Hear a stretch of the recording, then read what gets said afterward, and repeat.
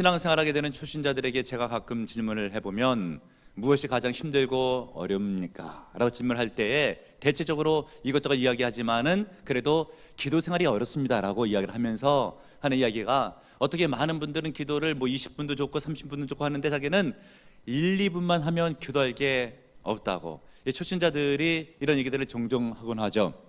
그래서 저도 과거를 반추해 보게 되면 나름대로 신앙의 초기 가운데 열심히 냈던 신앙생활이었던 것 같아요. 그래서 교회를 등록하고 나서 학창시절 때부터 지금까지 주일날 낮 예배 한 번도 빠진 적이 없었어요. 그리고 주일날 저녁 예배도 지금 생각해보면 거의 초신자 때부터 많이 드렸는데, 그런 것을 보면은 목사님은 젊은 시절부터 신앙생활 잘했구나 라고 하지만, 물론 그 말도 맞지만은 한편으로 생각해보면 그 교회 분위기가 워낙 그랬고, 그리고 저녁 예배 마치고 나면은 저녁 예배 드린 성도들의 거의 뭐 90% 이상 100% 가깝게 다 기도하고 하는 것이 그런 관례처럼 돼 있는 습관이 잘 잡힌 그런 교회였어요. 그러니까 예배 마치게 되면은 늘 일상적으로 기도를 하는 것이구나 라고 하는 생각 가운데 꼭 기도를 드리고 제가 집에 갔던 기억이 나는데, 그런데 이 초신자가 기도할 때면 옆에 있는 사람들의 분위기를 보잖아요. 뭔가 이렇게 통성으로 뜨겁게 기도했던 그런 분위기가 기억이 나는데, 그러면서도 저도 뭔가를 기도해야 되는데 그때는 초신자잖아요.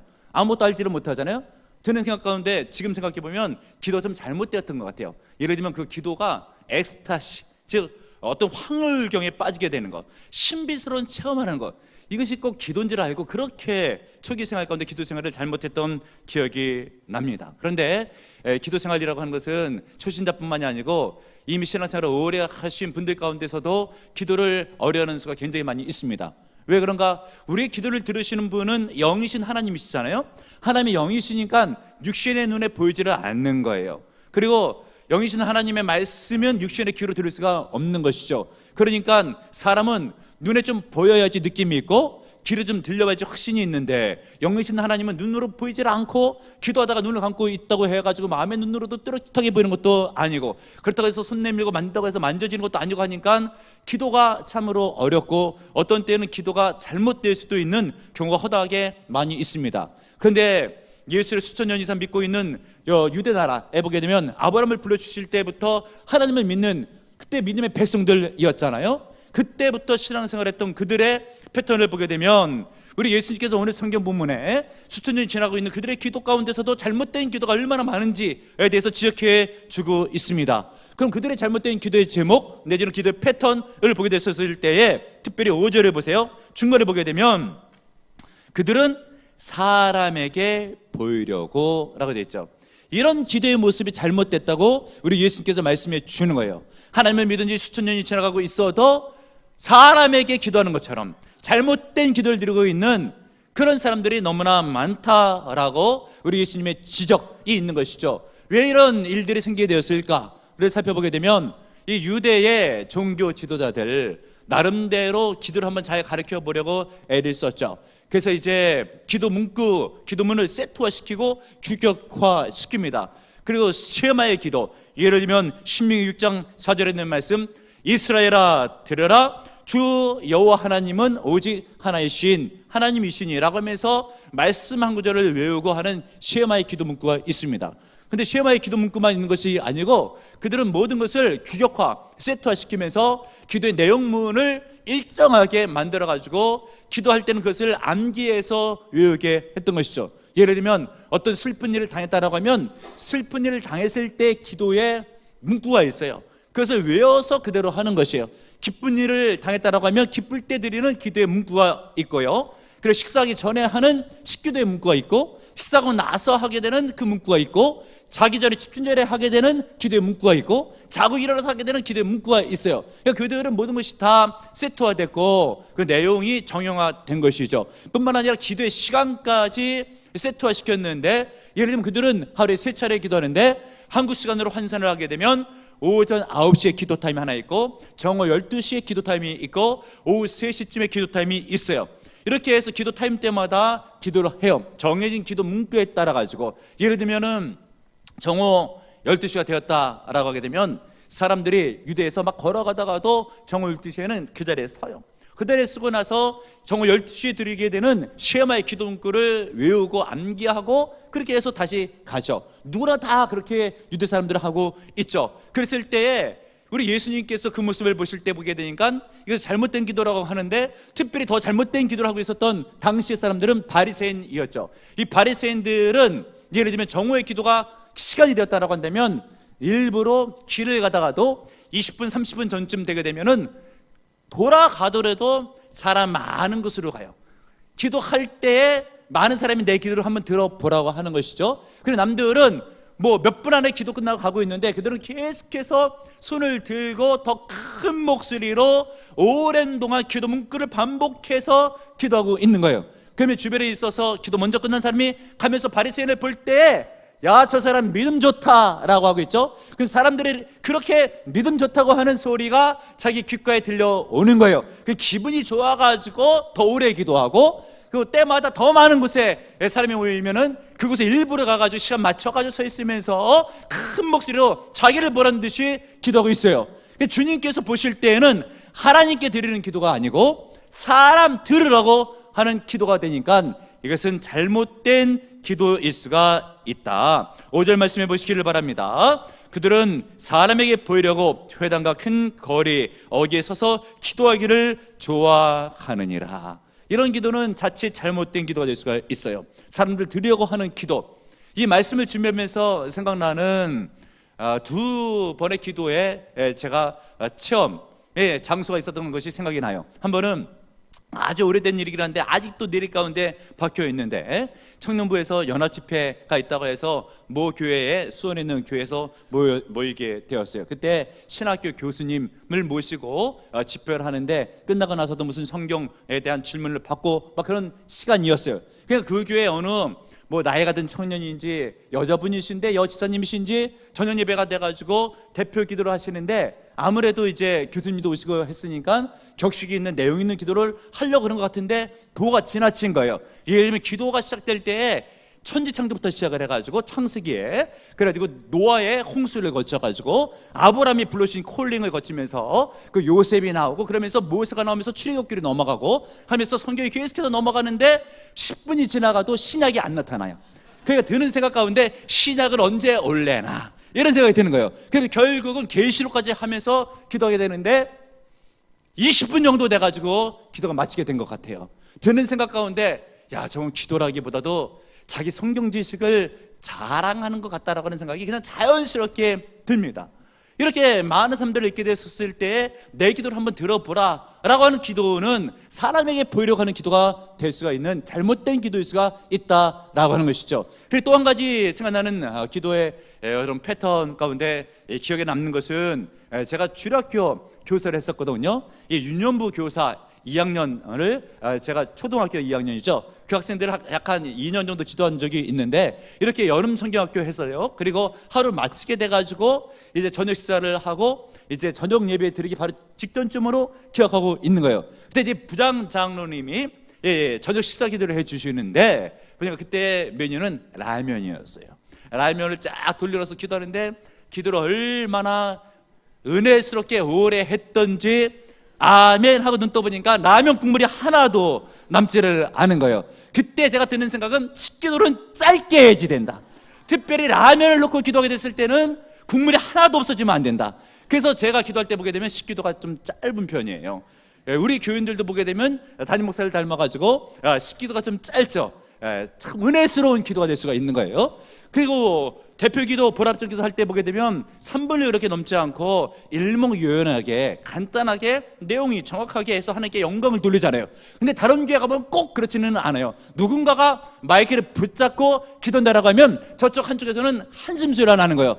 기도가 언제 끝나려나? 라는 생각이 드는 거죠. 근데 왜 이런 기도가 있게 되는가를 볼 때는 한번 내 기도를 들어보라 라고 하는 거예요. 많은 사람들이 있었을 때에 그런 영적으로 잘못된 실수를 범할 수가 있는 거예요. 사람에게 보이려가는 기도는 잘못된 기도일 수가 있다. 우리 예수님의 지적이죠. 그리고 두 번째 잘못된 기도의 패턴은 무엇인가? 중언부언하는 기도. 이것은 지난 주일날 살펴보았죠. 다시 한번 간단하게 살펴보게 되면 7절을 보세요. 또 기도할 때에 이방인같이 중언부언하지 말라. 그들은 말을 많이 하여 들으실 줄 생각하느니라. 이 중언부언은 헬라 성경의 단어로 보게 되면 바타르게오라고 되어 있어요. 의미 없는 말을 계속해서 되뇌이다, 이런 뜻이죠. 내가 계속해서 기도의 문구를 되뇌이게 되면 하나님께서 내 어떤 기도의 문구 가운데, 노력 가운데 설득을 당하셔서 내 기도에 반드시 응답해 주실 것이다 라고 하는 그 오해가 있는 거예요. 근데 우리 예수님도 겟세마네 동산에서 기도할 때는 3차례 기도했다고 했죠. 반복적인 기도를 하긴 했어요. 그러나 우리 예수님께서 기도하실 때는 땀방울이 핏방울 같았다라고 해요. 마음을 기도에 쏟고 있는 힘을 다해서 그 마음을 들인 기도가 되는 것인데, 중언부언이라고 하는 기도는 자기가 무슨 기도를 하고 있는지를 모르면서 의미 없는 것을 계속해서 반복적으로 끌고 있으면 중언부언의 기도가 될 수 있고, 이런 기도는 우리 주님께서 기뻐하는 기도는 아니다라고 하는 것이죠. 그래서 우리 교회 말고 다른 교회에서 헌신 예배를 드리거나 등 가게 됐을 때 어떤 분은 기도하실 때 이렇게 기도하잖아요. 예를 들면 전능하시고 천지를 창조하시고 사랑이 한이 없이 많으시고 진실하시고 무망하시고 무수하시며 부지하시며 라고 하는데, 하나님은 언제 나올지 모르겠어요.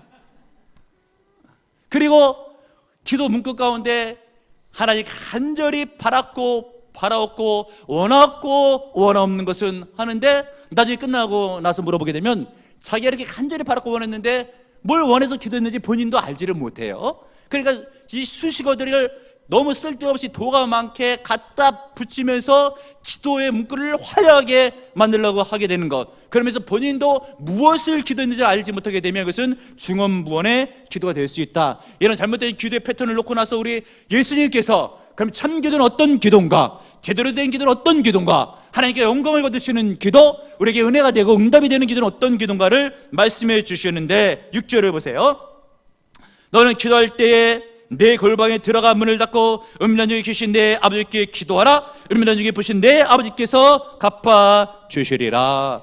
우리 예수님께서 말씀하신 참 기도는 골방 기도인 줄로 믿으시는 여러분들 되시길 바랍니다.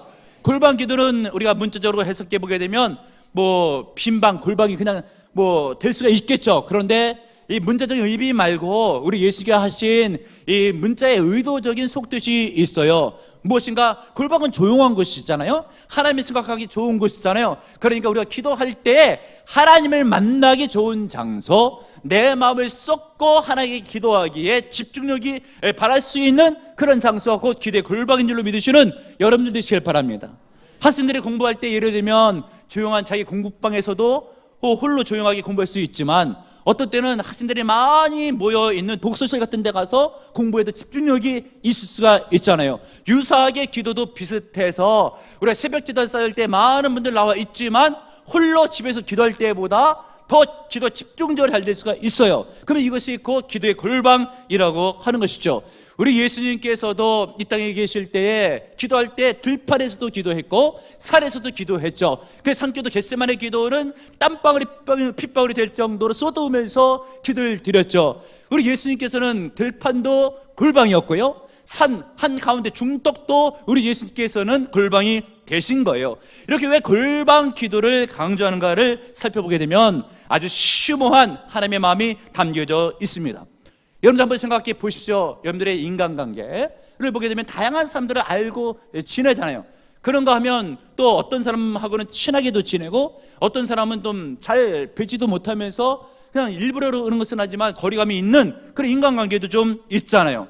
그런데 이런 여러 인간관계 가운데서 만약에 어떤 분한테 나하고 가서 저만큼 가서 조용한 데서 한번 얘기해 봅시다 라고 할 수 있는 관계는 그렇게 흔한 관계는 아니거든요. 그럼 만약에 거리가 좀 인간관계가 좀 있는 그런 사람인데 여러분들이 만약에 일로 와보시라고, 우리가 조그만 층 가서 조용한 데 가서 이야기하자고 라고 하면 그 사람이 깜짝 놀랍니다. 이 사람이 무슨 계략을 가지고 나를 해하려고 하는가, 이런 생각을 할 수가 있는 거죠. 예를 들면 이렇게 조용한 데 가서 둘이 있는 관계는 데이트하는 연인들이라 그런 거예요. 이 데이트하는 연인들은 일부러 사람의 눈을 피해가지고 사람이 없는 한적 곳에 가가지고 둘이서 가만히 있죠. 그러면서 서로 좋아해요. 그런 분위기를 둘이서만 지낼 수 있는, 또 둘이서만 들을 수 있는 그런 말을 하기 위해서 그러는 것이죠. 특별히 외국의 문화를 보게 되면 파티 문화 가운데서 어떤 영화를 본다라고 할 때 보게 되면 파티가 한쪽에서 막 열리고 있는데 파티하다가 중간에 뭐 결혼한 부부라고 할지라도 살그러운 부부들은 조용히 빠져가지고 둘만의 시간을 갖잖아요.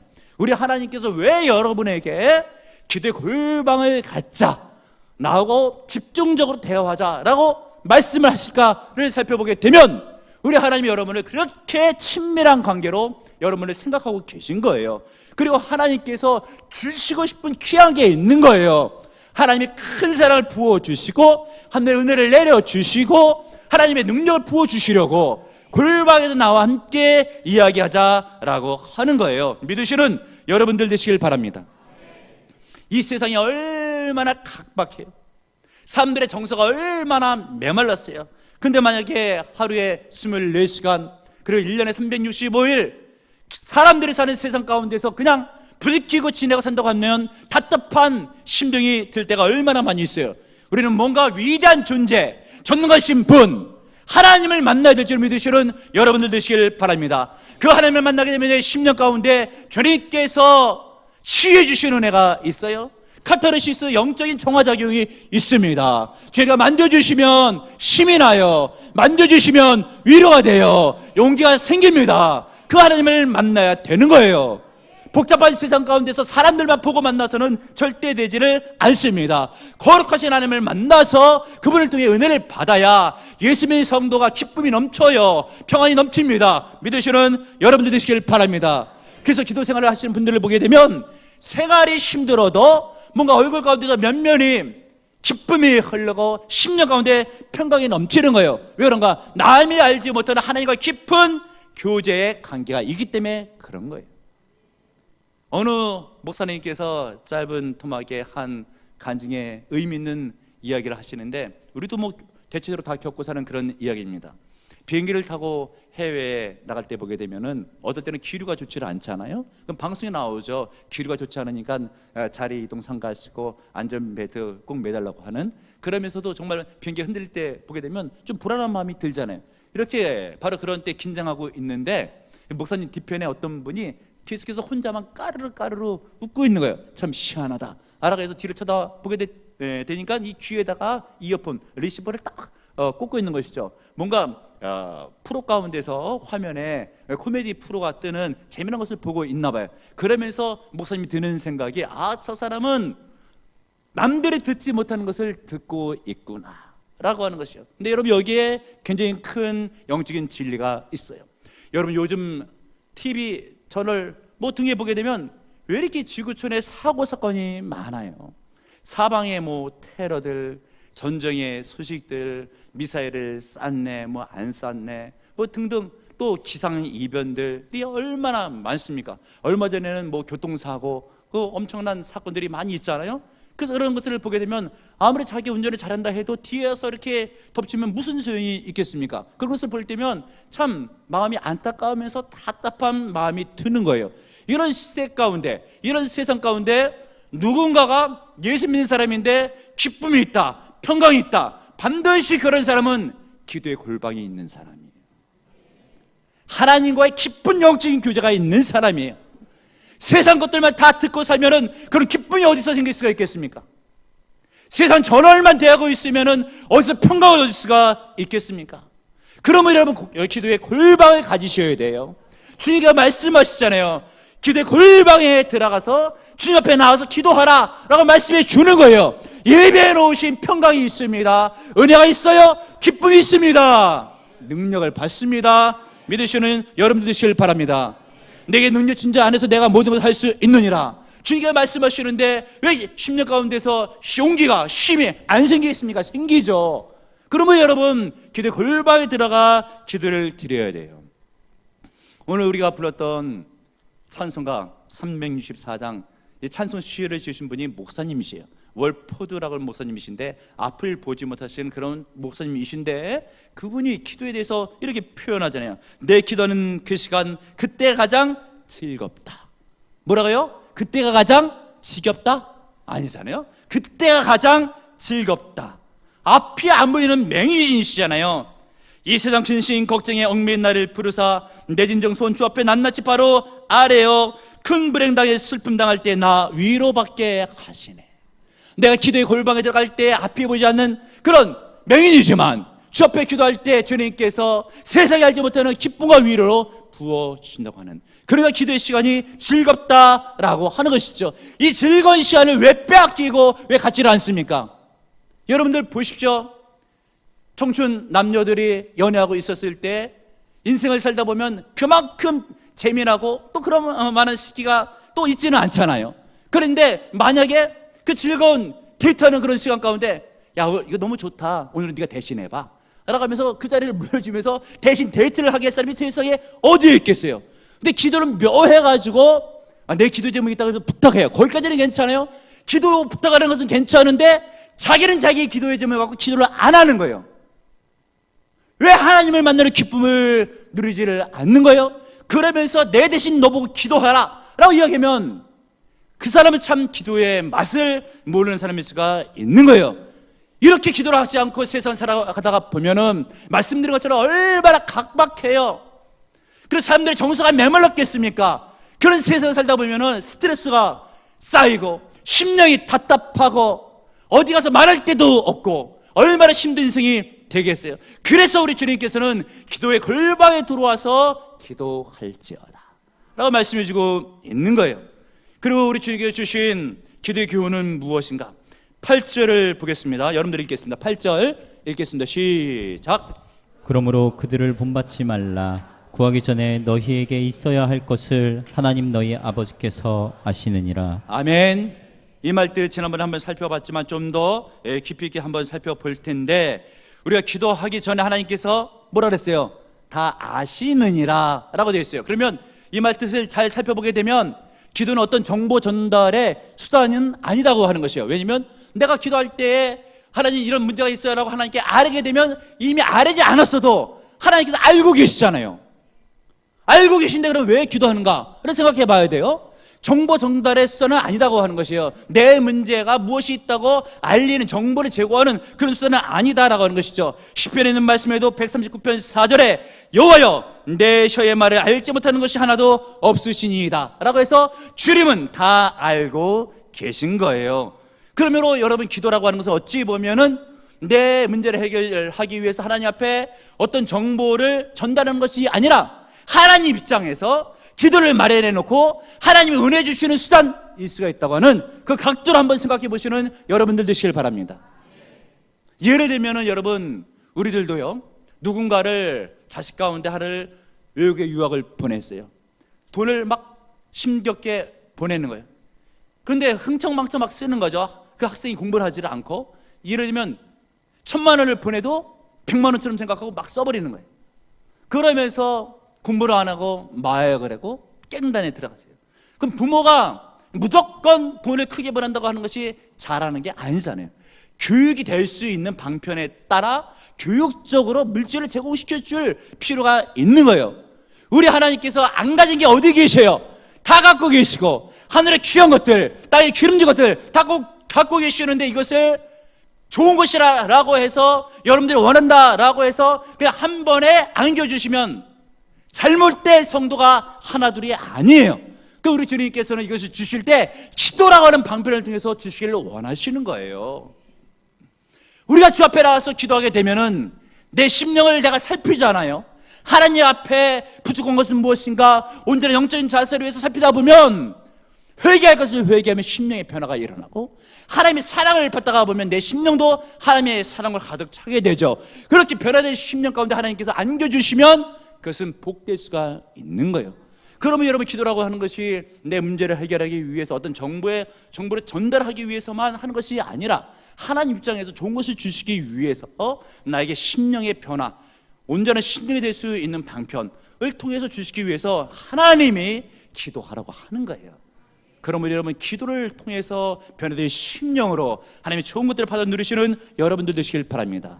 그리고 여러분, 기도의 골방에 들어가면 큰 은혜를 받게 되는데 6절을 보세요. 너는 기도할 때에 내 골방에 들어가 문을 닫고 은밀한 중에 계신 내 아버지께 기도하라. 은밀한 중에 보시는 내 아버지께서 갚으시리라. 아멘, 할렐루야. 믿으시는 여러분들 되시길 바랍니다. 기도 골방에 들어가서 기도하게 되면 하나님께서 다 갚아주신대요. 얼마나 귀하고 복됩니까? 제가 이 말씀을 볼 때면 잊지 않는 한 간증의 사건이 있어요. 한 번은 신문에서 저를 취재할 때 제가 이것을 이야기한 적도 있어요. 무엇인가? 2002년도에 보랍종교를 개척할 당시쯤에 교회를 하기 위해서는 위치를 보고 또 상가든지 어떤 장소를 또 계약을 해야지 그것도 교회를 세울 수가 있잖아요. 그런데 제가 갖고 있는 돈은 한 푼도 없었고 오래된 구 한옥 집이 하나 있었는데 아버님이 사시다가 상속으로 물려줬던 집이 하나 있어요. 그 상태 가운데서 교회 자리를 보기 위해서 여기저기 돌아다닐 때 일인데 마음에 든 그런 상가가 있어요. 계약하려고 보게 되면 부동산 업자가 계약금 이야기를 당연히 꺼내겠죠. 그러면 돈은 없고 오래된 집 한 채 있는데요. 그러면 그거 빨리 팔아갖고 오시라고 그렇게 얘기를 하는 거예요. 어디 가서 또 상가를 보면 다 똑같은 일이 발생하는 거예요.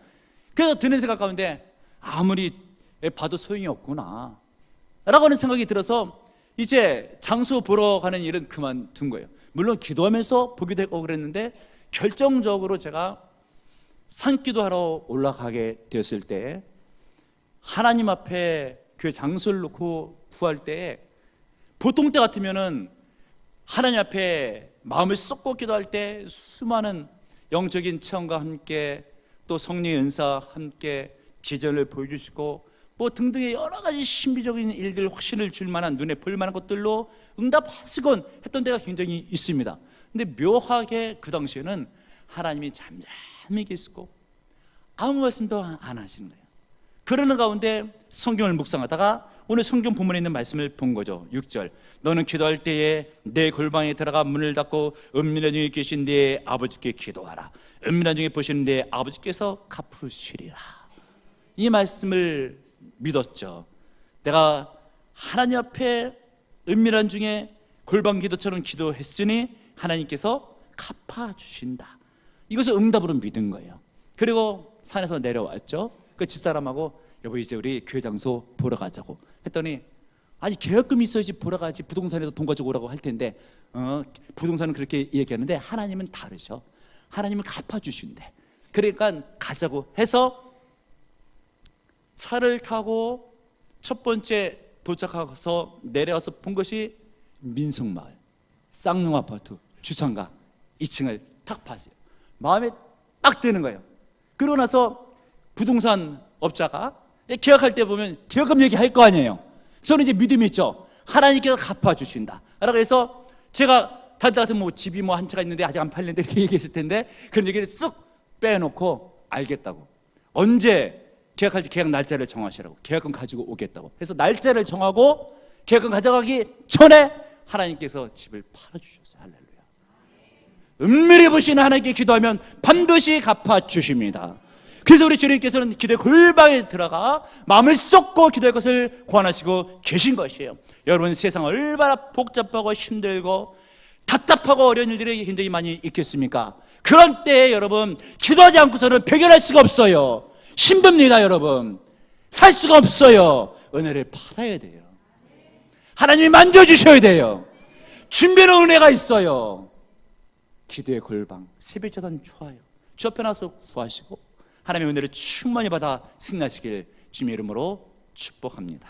주님, 답답하고 힘든 세상 가운데 메마른 정서를 품고 있는 사람들이 많은 세상 가운데 어떻게 살아야지 되겠습니까? 주신 말씀처럼 너는 기도할 때 내 골방에 들어가 문을 닫고 은밀한 중에 계신 내 아버지께 기도하라. 은밀한 중에 보신 내 아버지께서 갚아주시리라. 주의 약속의 말씀을 믿습니다. 우리 가운데 수많은 인생의 문제로 건강의 문제로 힘든 한절이 있지는 않습니까? 주의 말씀을 듣기를 원합니다. 두려워하지 말라 내가 너와 함께 함이라. 놀라지 말라 나는 내 하나님이 됨이라. 내가 너를 굳세게 하리라. 참으로 너를 도와주리라. 참으로 나의 의로운 오른손으로 너를 붙들어 주리라. 주님께서 붙들어 주시면 주님께서 만져주시면 주님께서 말씀해 주시면 문제마다 해결될 줄을 믿습니다. 건강의 문제도 치유받고 해결될 줄을 믿습니다. 물질의 문제도 해결될 줄을 믿습니다. 무엇보다 영적인 문제 믿음의 문제가 해결될 줄을 믿사오니 기도할 때 들어주시고 하늘의 귀한 것들로 땅의 기름진 것들로 쏟아부어 주옵소서. 예수님의 이름으로 기도합나이다. 아멘.